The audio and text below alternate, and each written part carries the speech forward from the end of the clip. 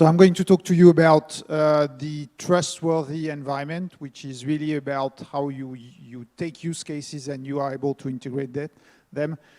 By the way, you might ask yourself why I'm alone on stage and not the two co-leaders on the project. Fabien and I have been working on these subjects for the last 2 years now, and he knows me well now. So he knows that at this time of the day, just after lunch, I might fall asleep in some way. So, because he's a very kind person, he says, okay, the best way for you not to be embarrassed and fall asleep in the assistance is to go and do the speech on the stage. So that's what I'm doing. Thank you, Fabien. He's somewhere in the assistance and can answer some of the questions. So really, what do we want to do inside the trustworthy environment? We want to be able, that's the whole purpose of Confiance.ai. We want to be able to take a system, and by the way, this slide, if you were here last year, you might have seen it last year. We presented as the thing we wanted to do, and now hopefully I will see how we have done something around that. So it's taking a system as a use case, being able, inside the trustworthy environment, being able to apply some methodologies and apply what we called bricks or components, Confiance.ai components, to make sure that at the end, the output of that, we have a trustworthy system.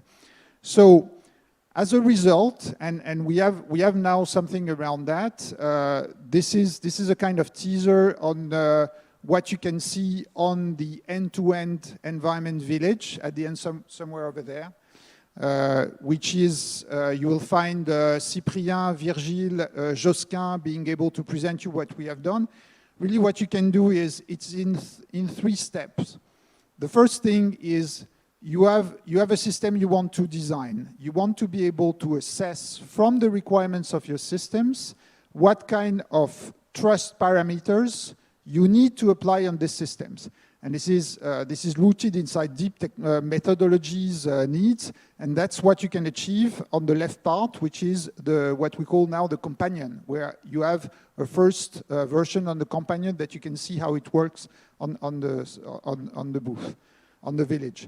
The second part is, once you have, in your use case, you have been able to assess the trust parameters you need to be conformant to, you have to put your use case inside an environment, an industrial environment. That means an MLOps environment. As I think Jacques was saying yesterday, we need to make sure that we can have a repeatable environment so that it's industrial.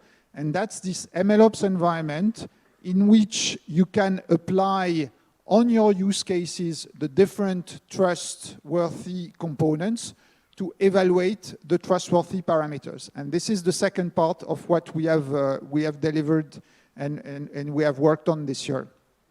And the third part is you need to have some kind of tools, we call that the dashboard at this time, where you can actually, for a particular use case, you are able to visualize the trust parameters values that you have been able to assess inside the environment.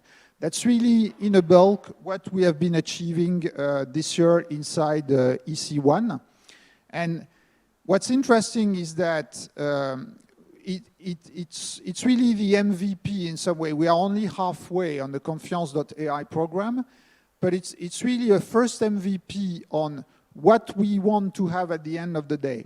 When I speak about Confiance in front of customers or in front of prospects, I often talk about the fact that we are use case driven, in the sense that we don't expect, in Confiance.ai, we are not developing any use case. The purpose of the program is, by use case which are existing, we are able to apply some methods that will make these use cases trustworthy. And really what we have done in EC1 this year, it's an MVP on that. If you take the example, the welding use case from Renault, which is assessing the quality of a welding on a line factory, it was working inside Renault before we actually, when they brought the use case inside Confiance. And what we have been able to achieve inside the trustworthy environment, being able inside an MLOps industrial chain, being able to assess some explainability, some robustness, all the things that you can see on the different village, so that at the end of the day, you can have a kind of audit and proof point that will be accepted by quality systems, conformance statements, whatever regulatory environment, so that you can say, you can go to production. And one example, okay, so this one is a more,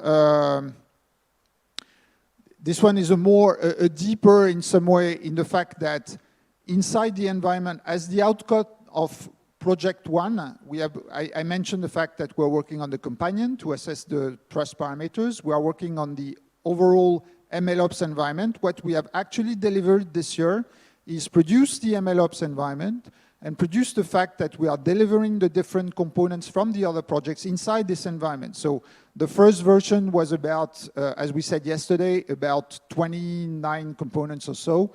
We are now at the 100 level or 120 level of components, so there is meat behind those slides. And I want to end and continue to end this speech by an example that we have done inside Sopra Steria as how we can assess the usage of the trustworthy environment and what gets out of the Confiance.ai program on one use case we have. This is a use case on credit scoring. In Sopra Steria, we have a lot of business with financial services, with banks. We have actually a software edition business for banks. And we have taken an existing models that we have on prediction credit scoring and apply some of the components from Confiance around explainability. What was interesting in this component was that you might remember the description of it, which is taking 3 different libraries that are packaged in some way together, wrapped up, and they come with a kind of methodology so that we can have a global view to have a better assessment of the explainability. And so we have done this inside our own environment, which you can see we have an environment we call inner data, which is not exactly like the basic Confiance environment, but has exactly the same principle. And I've been able to apply that inside an industrial scheme. I'm not going to get into the details here, but what I get out of that is that not only have we been able on these things to assess some better explainability, but we have also taken a kind of cherry on the cake on this one, which is it helped us also better tune the model we have used in looking at the cases where the explainability is not as good as we expected. And these are things, by the way, you can discuss on some of the people, namely Alice and Caroline, on the explainability village there. I'm done with that. And by the way, this is, I didn't synchronize with Stefan from the Delft University, but it seems that what he presented on explainability was exactly the same kind of things, and I'm looking forward to see whether we can have some discussion on this subject. Thank you very much, and Loing, back to you.